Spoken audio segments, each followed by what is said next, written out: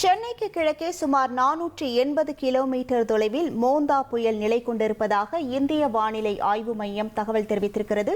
முழு விவரங்களோடு இணைகிறார் நமது செய்தியாளர் தாயுமானவன். வணக்கம் தாயுமானவன். இந்திய வானிலை ஆய்வு மையம் தெரிவித்திருக்கக்கூடிய செய்தியில் என்ன தெரிவிக்கப்பட்டிருக்கிறது? முழு விவரங்கள்.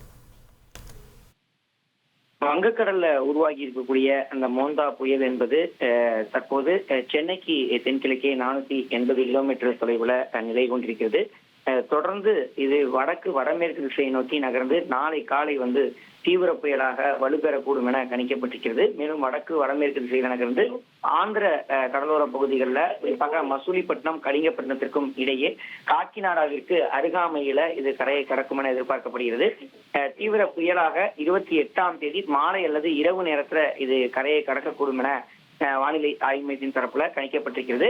அந்த நேரத்துல காற்றினுடைய வேகம் மணிக்கு 90 முதல் 100 கிலோமீட்டர் வேகத்திலும் இடையிடையே 110 கிலோமீட்டர் வேகத்திலும் வீசக்கூடும் என கணிக்கப்பட்டிருக்கக்கூடிய ஒரு சூழல தமிழகத்துல இன்று ஒரு சில இடங்களிலும் புதுவை மற்றும் காரைக்கால் பகுதிகளில் இடி மின்னலுடன் கூடிய லேசான முதல் மிதமான மழை பெய்யக்கூடும் என்றும் வட தமிழக கடலோர மாவட்டங்கள் மற்றும் அதனை ஒட்டிய மாவட்டங்கள் மற்றும் புதுவை காரைக்கால் பகுதிகளில் ஓரிரு இடங்கள்ல பலத்த தரைக்காற்று அதாவது மணிக்கு 30 முதல் 40 கிலோமீட்டர் வேகத்துல வீசக்கூடும் எனவும் சென்னை, செங்கல்பட்டு, காஞ்சிபுரம், திருவள்ளூர் மற்றும் ராணிப்பேட்டை ஆகிய மாவட்டங்கள்ல இன்றைய தினம் கன முதல் மிக கனமழைக்கான வாய்ப்பு இருப்பதாகவும் கோவை மாவட்டத்துடைய மலைப்பகுதிகள், நீலகிரி, கடலூர், விழுப்புரம், திருவண்ணாமலை மற்றும் வேலூர் ஆகிய மாவட்டங்கள்ல கனமழை பெய்ய வாய்ப்பு இருப்பதாக வானிலை ஆய்வு மையம் தகவல் வெளியிட்டிருக்கிறாங்க.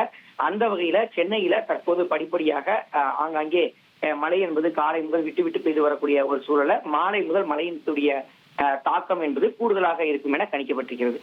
உங்கள் விவரங்களுக்கு நன்றி தாயுமானவன். இனி செல்லும் இடமெல்லாம் செய்தி. தந்தை டிவியின் வாட்ஸ்அப் சேனலை ஃபாலோ பண்ணினா செல்ல இருக்கும் இடமெல்லாம் செய்தி.